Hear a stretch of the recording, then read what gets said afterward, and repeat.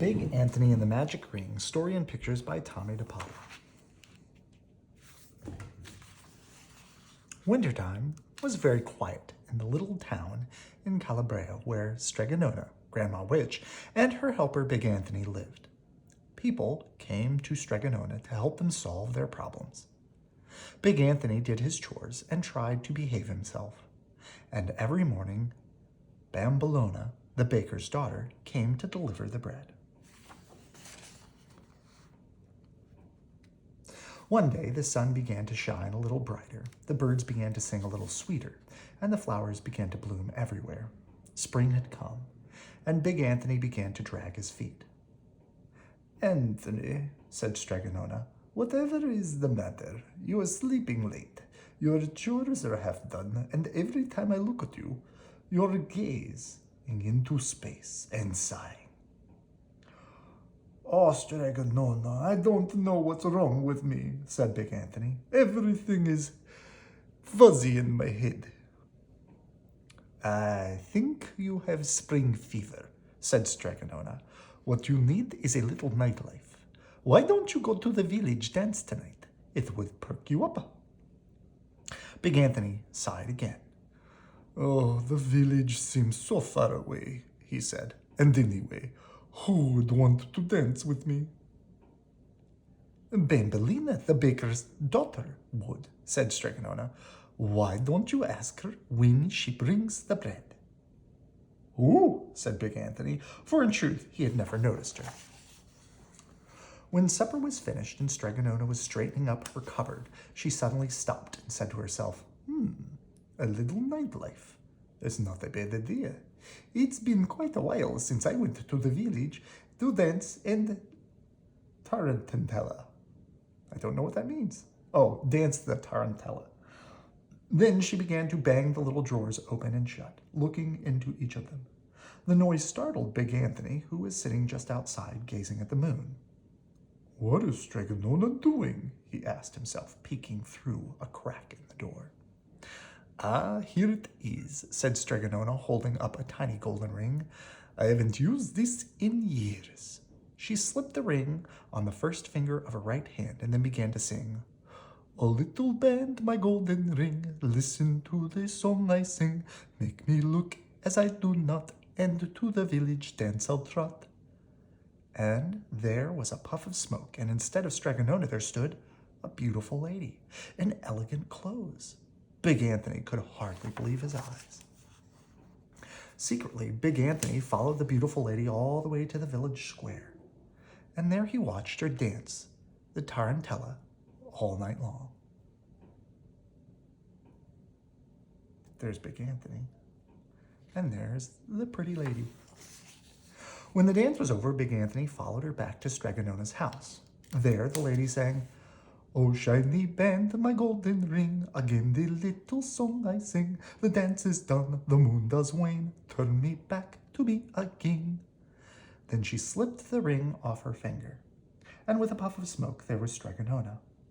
"Oh," whispered Big Anthony, "if only I could get that ring, I would be the handsomest man in all of Calabria, and all the village ladies would want to dance with me."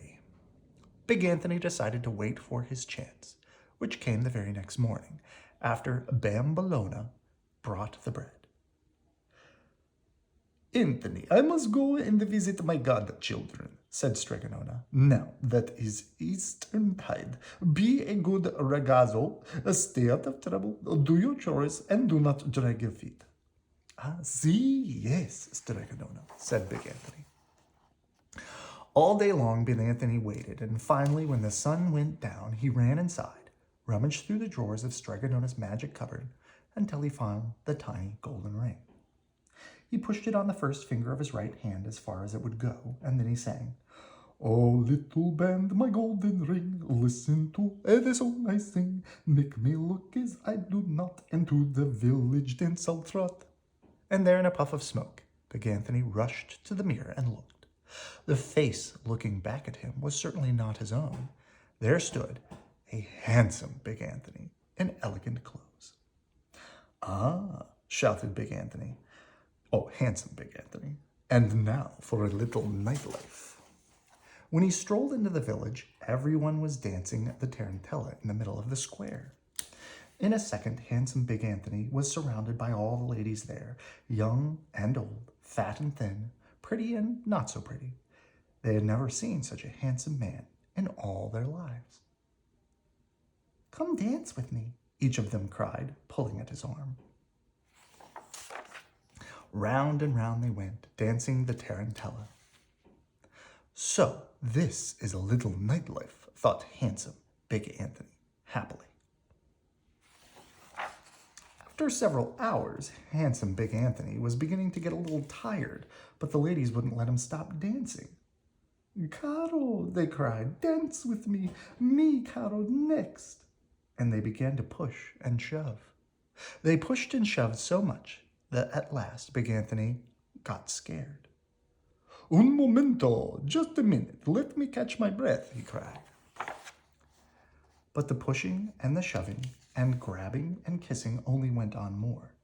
Handsome Big Anthony began to run. The ladies began to run too, after him. Handsome Big Anthony stopped and sang, "Oh, shiny band, my golden ring, again the little song I sing. The dance is done, the moon does wane. Turn me back to me again, please." And then he tried to take off the ring, but it stuck fast. "Oh, Mamma Mia," he cried, "what am I going to do?" Past the fountain, past the priest, past the sisters of the covenant, on their way to prayers, he ran. Out through the gate, past the goats, into the countryside. Me, dance with me." "Oh, me, dance with me, amor," cried the ladies close behind. Handsome Big Anthony continued to run. Again he sang the song, although he was out of breath. Again he tugged at the ring, but it wouldn't budge. At last he climbed a cypress tree up to the very top. Now he had nowhere to go. "Help! Save me! Help!" he cried, and he sang some more and tugged some more, but it did no good. The ladies reached the tree and shook it hard. Shook and shook and shook it. "Come down, you handsome devil, you. Dance with us some more, with Maria, Concetta, Colorinda, Rosanna, Teresa, Francesca, Colata," they cried.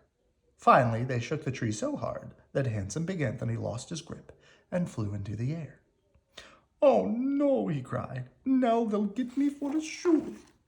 He landed on his handsome big nose right in front of a little house, Strega Nona's house. And Strega Nona was home from her visit. It didn't take long it didn't take her the time to blow 3 kisses to see what had happened. "Anthony," she said, where did you get my magic ring?" "Oh, Strega Nona, help me, please. I only wanted a little fun, just a little nightlife. I sang the song, but the ring is stuck. What am I to do? Where'd they come? They're after me. Please, make me me again." Strega Nona opened a flagon of olive oil and rubbed some on his fingers. "Now sing," she said. Handsome Big Anthony loudly sang, "Oh, shiny band, my golden ring, again the little song I sing. The dance is done, the moon does wane, turn me back to me again." The ring slipped off his finger, and when the puff of smoke had cleared, there sat plain Big Anthony.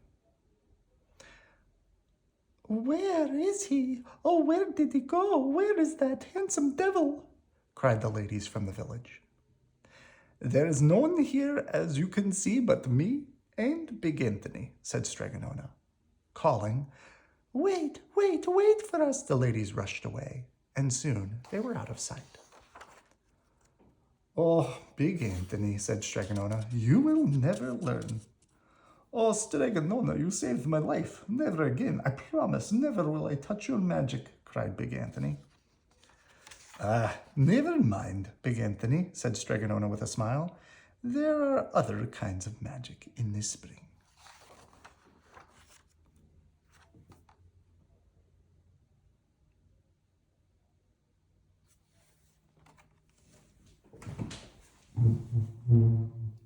Good night. I love you.